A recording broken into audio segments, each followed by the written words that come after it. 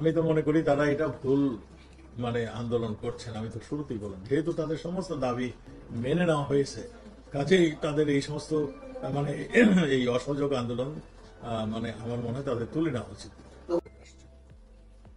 আপনারা এও জানেন, এইচএসসি পরীক্ষার্থী প্রধানমন্ত্রীর একটা নির্দেশনা ছিল যে পরীক্ষার্থী এবং ছাত্রদের জামিন দেওয়া, তাদেরকে জামিনে ছেড়ে দেওয়ার নির্দেশনা তিনি দিয়েছিলেন। এই পর্যন্ত এইচএসসি পরীক্ষার্থী 2/8/24 তারিখে 75 জন এবং 3/8/24 তারিখে 59 জন, এই 2 দিনে মোট 134 জন ছাত্র এবং পরীক্ষার্থীকে জামিন দেওয়া হয়ে গিয়েছে। এবং আমরা আরো পরীক্ষা নিরীক্ষা করছি, যে সমস্ত ছাত্র এই ধৃত হয়েছে তাদেরকে আমরা ছেড়ে দেওয়ার জন্য একটা উদ্যোগ নিয়েছি। যারা যারা আছে তাদেরকে আমরা ছেড়ে দিচ্ছি। তবে স্পেসিফিক কারোর বিরুদ্ধে যদি, যেমন ওই যাত্রাবাড়িতে মেরে লাশ ঝুলিয়ে রেখেছিল যে ছেলেটি, এইরকম যদি স্পেসিফিক কেউ নামে এইরকম থাকে, তার বিষয়ে আমাদের আইন অনুযায়ী ব্যবস্থা নেওয়া হবে। বাকি সবগুলোকে আমরা জামিন ছেড়ে দিচ্ছি। আমরা দেখেছি, আমরা সব আমার দাবি, ওটা আন্দোলনকারীর সব দাবি আমরা মেনে নিয়েছি। যেগুলি তাদের দাবি ছিল, সব দাবি কোর্ট এবং আমাদের থেকে মানা হয়ে গিয়েছে। তারা যা যা পরবর্তী দাবিগুলি করেছিল পুলিশের বিচারের আওতায় আনার, সেও আমরা করেছি। আমার মনে হয় এখন সময় আসছে আমাদের প্রিয় ছাত্র ভাইরে, তারা যেহেতু তাদের আর কোনো দাবি অবশিষ্ট নেই, তারা আন্দোলন থেকে তাদের স্ব ক্ষেত্রে চলে যাবেন, এটাই আমরা আশা করি। আর তারা এখন আমরা যা দেখছি, আন্দোলন যেই জায়গাটিতে গিয়েছে, এইটা তাদের কাম্য কোনোদিনও ছিল না আমরা মনে করি। এখন রাজনৈতিক দলের কাছে, যারা নাকি সবসময় রাষ্ট্রদ্রোহী কাজে সবসময় ব্যস্ত থাকতো, জামাত ইসলাম এবং আমাদের বিএনপি, আপনারা দেখছেন সবসময় তারা ধ্বংসাত্মক কাজে লিপ্ত ছিল। দেশকে কেমনে একটা বিপর্যয় ঘটাতে পারে, দেশকে একটা অকার্যকর দেশে পরিণত করার জন্য তারা শুরু থেকেই চেষ্টা করছিল। আজকে তাদেরই ইসের মধ্যে তারা পড়ে গেছে বলে আমরা মনে করছি। সেই জন্যই আপনাদের মাধ্যমে তাদের নিকট আহ্বান, তারা যেন তাদের লেখাপড়ায় ফিরে যান, যেহেতু তাদের সমস্ত দাবি মেনে নেওয়া হয়েছে।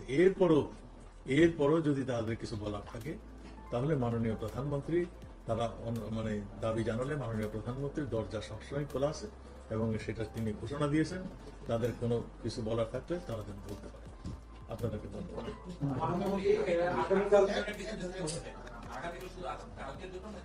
না, এটা কন্টিনিউ করবে, পরবর্তী নির্দেশ না পাওয়া। মাননীয় মন্ত্রী আগামীকাল থেকে আন্দোলনের অসহযোগ আন্দোলনের ডাক দিয়েছেন, তো আইন শৃঙ্খলা বাহিনী বা প্রস্তুতিটাকে আপনাদের একটু বলতে পারবেন?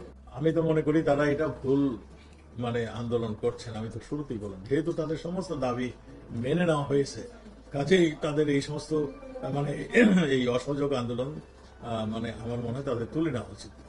মন্ত্রী সম্প্রতি তারা বেশ কয়েকজন মন্ত্রী, আপনি সহ বেশ কয়েকজন মন্ত্রী পদত্যাগ দাবি করেছেন, আপনি করেছেন, কিন্তু এখন যে পর্যায়ে গিয়েছে, আজকে আমরা ঢাকা শহরে যেভাবে তাদের প্রশাসন দেখলাম এবং সার্বিকভাবে আপনার কাছে আমাদের চেয়েও অনেক ভালো খবর আছে, ছবি আছে, সবই আছে, যে পর্যায়ে গিয়ে দাঁড়িয়েছে, তাতে করে দেশ যেদিকে যাচ্ছে, আপনারাও অনেক, জনগণও অনেক, আমরাও অনেক, সবাই, আমাদের সাংবাদিকরাও আজকে বিভিন্ন জায়গায় বিভিন্ন পরিস্থিতির মুখোমুখি হচ্ছে। আপনাদের সাংবাদিক কিন্তু 2 জন মারা গেছে, একজন মেয়ে সাংবাদিক লাঞ্ছিত হয়েছে। আমি তো সেটাই বলছি, সেটা আপনি মনে করে দিলেন। হ্যাঁ, সাংবাদিকরা মারা গেছে এবং সাংবাদিকরা পুলিশের গুলিতেও মারা গেছে, ওদিক থেকেও আমরা পিছনে খাচ্ছি। কাজে সাংবাদিকরা না, এই আন্দোলনে পুলিশের গুলি থেকে মারা গেছে না, এই আন্দোলনে যায় মেহেদির গায়ে পুলিশের বুলেটেরই আঘাত ছিল।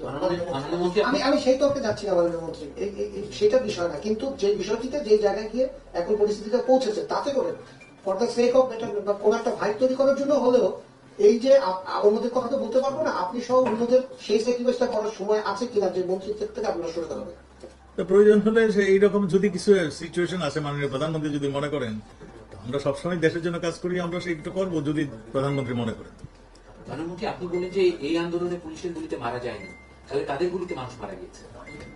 আপনার জানা উচিত মাননীয় সাংবাদিক, আজকে আমাদের কাছে যে এইগুলো আমরা পেয়েছি, এগুলো অনেকগুলোই পুলিশের রাইফেলের গুলি নয়, পুলিশ ইউজ করে না এগুলো। মানে সেটা কারা করে? আমরা তো দেখেছি যুবলীগের নেতা, আমরা তো আমরা গুলি আপনি তো আপনি যুবলীগের নেতা দেখেছেন, যুবলীগের নেতা তাদের বাধা দিতে গেছে, গুলি করতে যায় নাই। আপনি আপনি আপনি নিশ্চয়ই জানেন আমার ছাত্রলীগের নেতা কয়জন মারা গেছেন। আপনি আপনি নিশ্চয়ই জানেন আওয়ামী লীগের নেতা কয়জন মারা গিয়েছেন। আপনি তাহলে আপনি সেইটা না জিজ্ঞাসা করে আপনি উল্টোটা জিজ্ঞাসা করলেন। 32 জন শিশু মারা গিয়েছে ইউনাইটেড নেশন বলছে। এই ব্যাপারে আপনার মন্তব্য কি? আপনার পাশে আইজিপি আছেন, উনি উনার 32 জন শিশু মারা গিয়েছে ইউনাইটেড নেশন বলছে। শুনেন, শিশুর ডেফিনেশনটা বোধহয় আপনি সঠিকভাবে ব্যাখ্যায়িত করছেন। না না না না, শিশুর মানে একটা সংজ্ঞা আছে, শিশু কাকে বলে। শিশুর 18 বছরের কিশোর বলে, শিশু বলে না। আর 18 বছরে আমার মনে হয় সে যৌবন প্রাপ্ত হয়ে যায়, সে তখন আর কিশোরও থাকে না, সে একটা যুবক আমাদের মতে। কিন্তু এটা একটা মানে যেহেতু একটা বয়সের একটা বার রয়েছে, সেই জন্য তাকে এখন কিশোর বলা হয়। 16 মানে শিশু, কোনো শিশু এখানে মারা যায়নি। শিশু বলতে আমরা যেগুলি বুঝি সেই কোনো শিশু মারা যায়নি এখানে। হয়তো 2-1 কিশোর মারা গিয়েছেন। আপনারা জানেন এই আন্দোলনের সময় ঢাল হিসাবে নিয়ে আসছিল, তাদেরকে ঢাল হিসেবে নিয়ে আসছিল। তারা সামনে ছিল, পিছনে ছিল আসল মানে যাদের এই যে চেহারাটা, তাদের মানে শিশুদের আড়ালে, যে আপনার শিশুদের আড়ালেই তারা ছিল।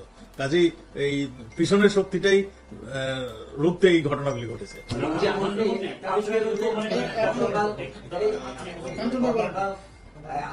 আজকে যে কর্মসূচি দেওয়া হয়েছে অসহযোগ আন্দোলন, সেখানে আপনাদের কি প্রস্তুতি আছে এই অসহযোগ আন্দোলন নস্যাৎ করার জন্য? আমরা নস্যাৎ করতে চাই না তো। আন্দোলন যদি দেশের জনগণ আন্দোলনে যুক্ত হবে, সেগুলো আমরা নস্যাৎ করতে চাই। সেক্ষেত্রে কি তারা কোন ধরনের আক্রমণের শিকার হবে না? নিশ্চিত কোন দল থেকে কেউ এখন কি আপনাকে যদি মারে আপনি মার দিবেন না? আপনি কি বসে থাকবেন? আপনাকে যদি কেউ আপনাকে যদি কেউ আইন শৃঙ্খলা বাহিনীর জীবন রক্ষা করার দায়িত্ব, সেলফ ডিফেন্সের দায়িত্ব কিন্তু অধিকার তাকে দেওয়া আছে, আপনারও অধিকার দেওয়া হয়েছে। আপনাকে যদি কেউ অ্যাটাক করে, আপনি আপনার প্রাণ রক্ষার্থে, আপনার সম্পদ রক্ষার্থে আপনি সেলফ ডিফেন্সে যেতে পারেন। এটার আইনগত অধিকার। এটা আমার মনে হয় এই আপনারা অন্য লাইনের কথা শুরু করে দিয়েছেন। আপনি কিন্তু সবসময় এই ধরনের সুন্দর সুন্দর কথা বলে